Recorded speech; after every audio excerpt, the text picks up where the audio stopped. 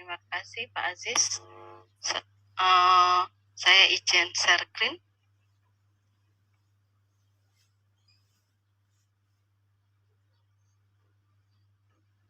Untuk saat ini, Assalamualaikum warahmatullahi wabarakatuh. Untuk saat ini saya akan mempresentasikan EPL tentang bimbingan klasikal. Komponen layanannya adalah layanan dasar, bidang layanannya adalah pribadi dan sosial, topik layanannya adalah cerdas dalam menggunakan HP atau gawai. Tujuan umumnya adalah siswa mampu menganalisis penggunaan gawai dalam kehidupan sehari-hari. Tujuan khususnya adalah yang pertama, siswa mampu menelaah penggunaan gawai dalam kehidupan sehari-hari.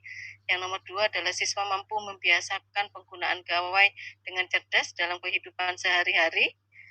Yang ketiga adalah siswa mampu merencanakan penggunaan gawai dengan cerdas dalam kehidupan sehari-hari. Kemudian untuk metode yang saya pakai adalah experiential learning dan diskusi kelompok. Media yang dibutuhkan adalah slide, LCD, karton, spidol, dan skinot. Kemudian untuk evaluasi yang saya persiapkan adalah yang pertama di penilaian prosesnya.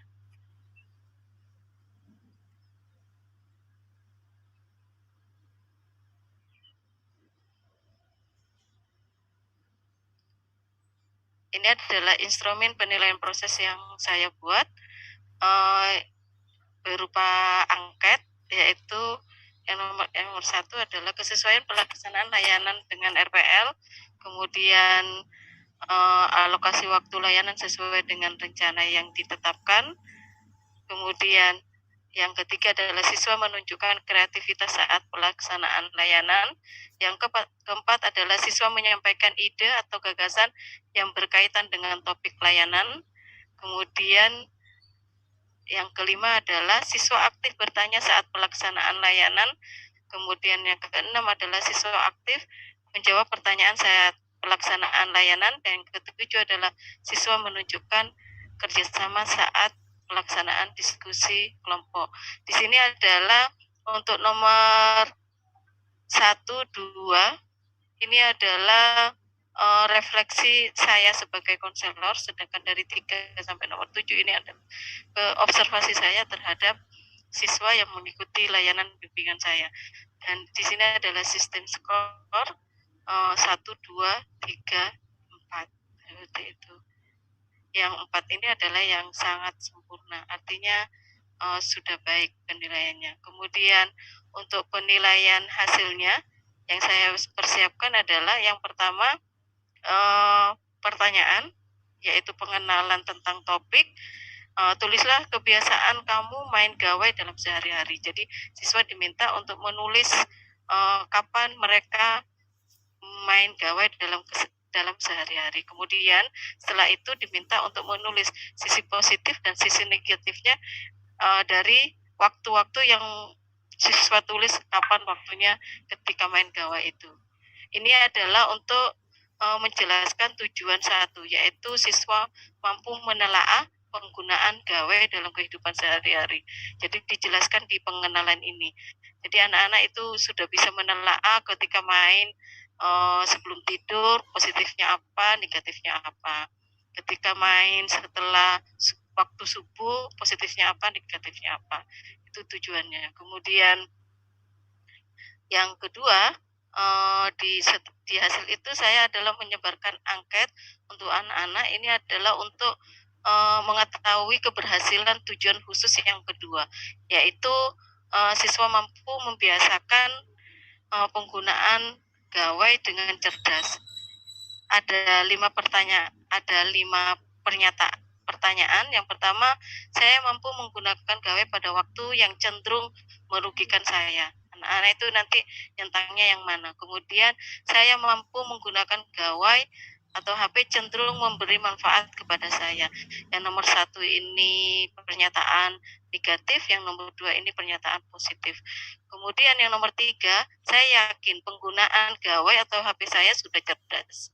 Mereka itu keyakinannya bagaimana. Kemudian saya dapat membuat rencana penggunaan gawai sesuai dengan kebutuhan saya. Ini adalah menjelaskan tentang yang ketujuan ketiga, yaitu perencanaan penggunaan HP mereka dengan cerdas. Kemudian yang kelima, saya dapat membiasakan. Nah, setelah membuat rencana, diminta bisa nggak membiasakan penggunaan HP sesuai dengan apa yang sudah direncanakan, seperti itu. Dan yang terakhir adalah tindakannya, ini adalah untuk menjawab tujuan khusus yang ketiga. Jadi yang tujuan khusus yang ketiga itu, siswa mampu merencanakan penggunaan gawai dengan cerdas dalam kehidupan sehari-hari. Jadi siswa diminta untuk membuat perencanaan penggunaan gawai dalam kehidupan sehari-hari dalam bentuk tabel. Jadi mereka akan menggunakan HP itu di jam berapa, kapan, dan lain sebagainya. Itu RPL yang dapat saya presentasikan. Terima kasih. Wassalamualaikum warahmatullahi wabarakatuh. Waalaikumsalam warahmatullahi wabarakatuh. Ini tadi obsernya Bu Ina. Saya langsung mengomentari dulu untuk RPP. Langsung saja Bu Ina. Monggo Bu Vika, masukannya. Untuk RPP Bu Ina, ini saya lihat topik sama refleksinya sudah sesuai dengan yang diharapkan, dengan nilai 4 gitu Bu Ina. Ya, mungkin kekurangannya Bu, mungkin dari evaluasinya, mungkin apakah ada Vika?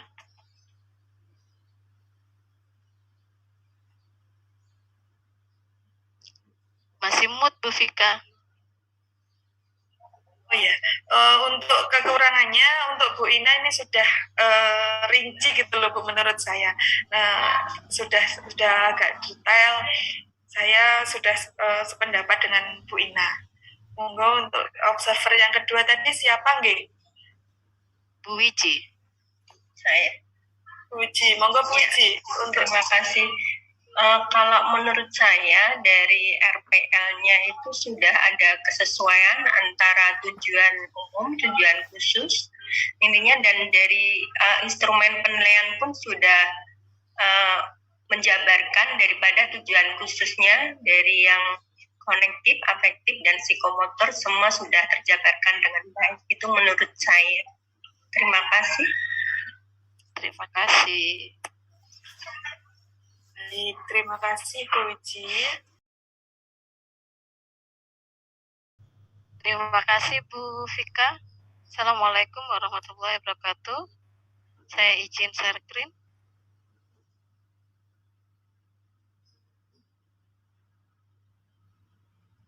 Ya, ini adalah RPL konseling individu. Komponen layanannya adalah layanan responsif. Bidang konselingnya adalah pribadi sosial belajar. Fungsi layanannya adalah pengentasan. Nama konselingnya adalah ini. Kemudian waktu dan pertemuan ke-1 ini adalah 1 kali 40 menit. Ini adalah pertemuan pertama. Masalahnya adalah konseling merasa tidak sebaik orang lain. Artinya kurang percaya diri. Konseling mengalami kejadian yaitu kehilangan figur bapak, dan konseling sangat dekat dengan bapaknya. Konseling sulit diajak komunikasi, konseling sering murung atau kadang menangis. Konseling belum bisa beradaptasi dengan teman yang sekolah asalnya berbeda dengan konseling. Konseling cenderung pasif dalam pembelajaran. Kemudian selanjutnya, dari masalah ini berakibat kepada berpikirnya konseling. Dia merasa yang dia pikirkan adalah berpikir irasional, jadi merasa tidak sama lah, tidak sepandai temannya, dan lain sebagainya. Tujuan umumnya adalah konseling mampu meningkatkan rasa percaya diri. Tujuan khususnya yang pertama adalah konseling mampu mengidentifikasi kelebihan yang ada dalam dirinya. Konseling mampu mengklarifikasi kelebihan yang ada dalam dirinya. Dan yang ketiga adalah konseling mampu merumuskan kalimat-kalimat rasional atau upaya-upaya yang akan dilakukan yang rasional.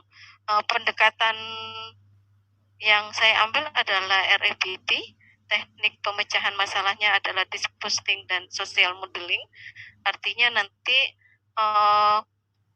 dari konseling ini saya akan mendatangkan salah satu teman dari konseling yang satu sekolah asal dengan dia.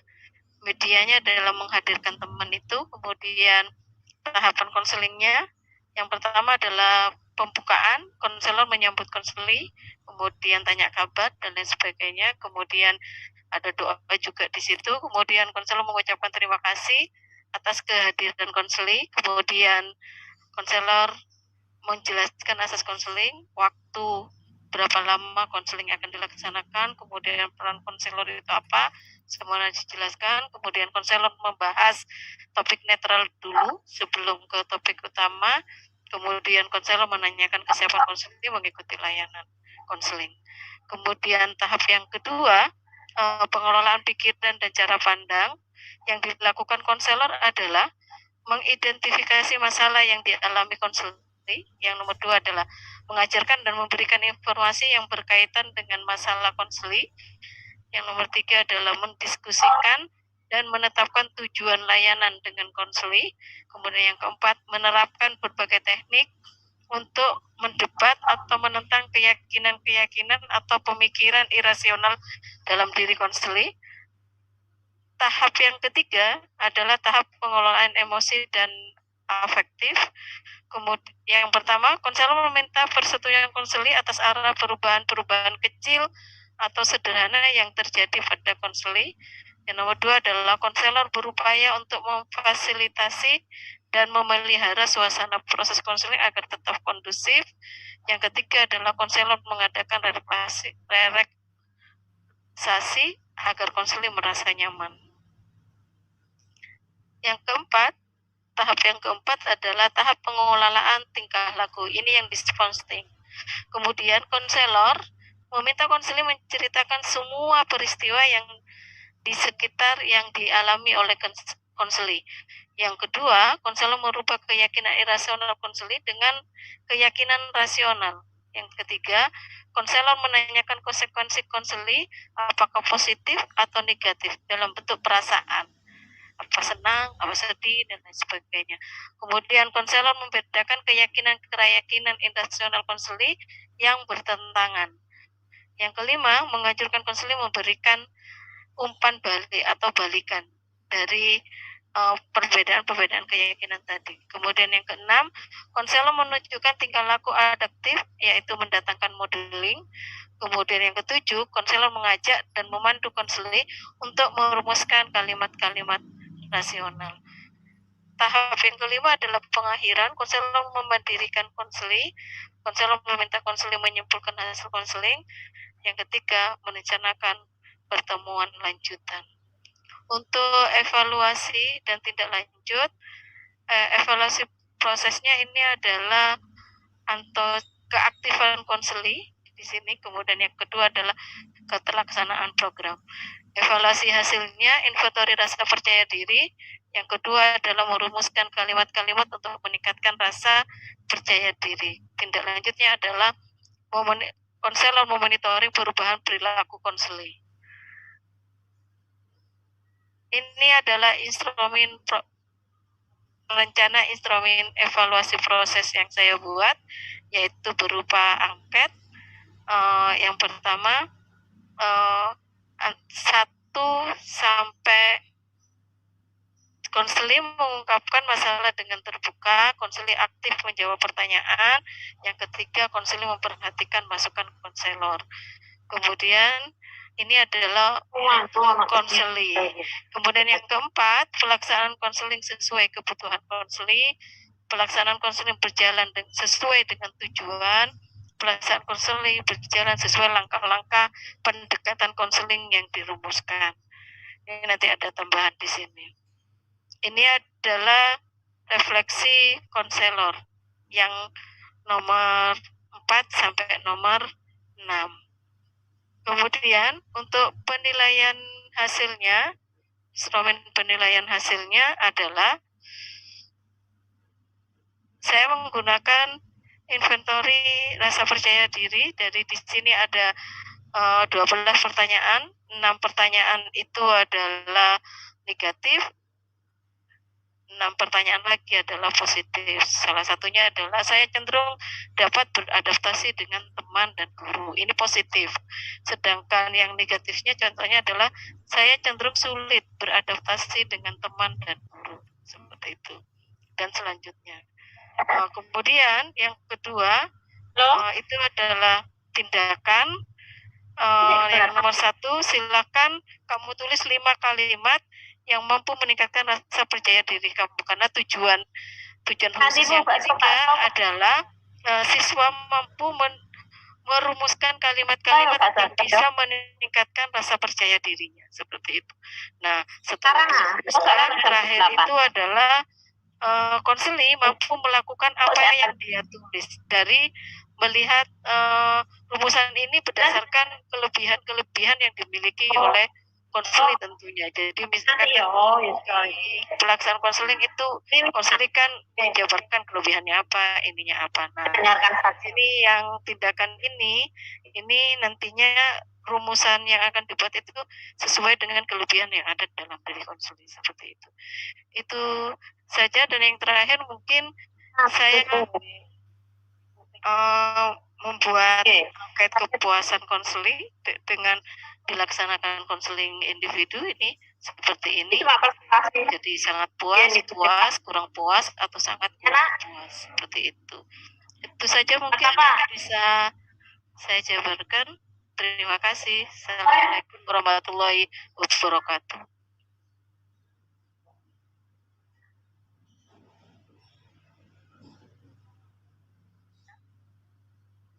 Bawa sendiri. Mungkin saya dulu nih. Terima kasih Bu Ina. Kalau menurut saya dari LPL ini alurnya sudah bagus dan sudah sesuai antara tujuan umum, tujuan khusus, sama tahap inti sampai evaluasi. Menurut saya sudah cukup bagus sih dan sudah sesuai dengan alurnya. Itu dari saya. Terima kasih. Si Bu Wiji.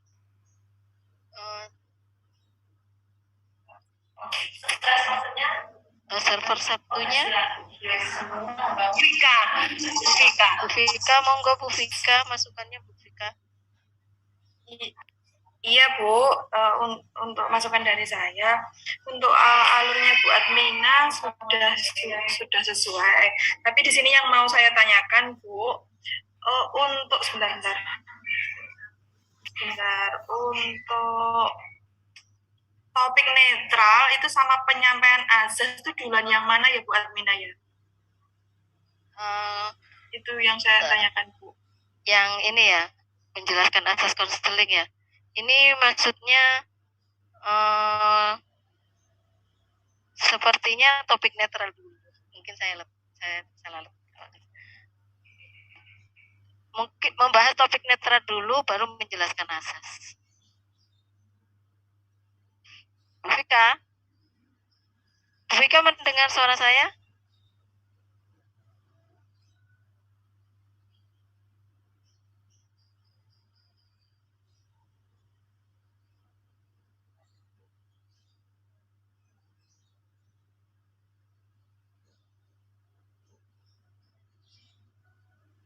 Kali ini kayaknya Bu Vika. Iya, sepertinya.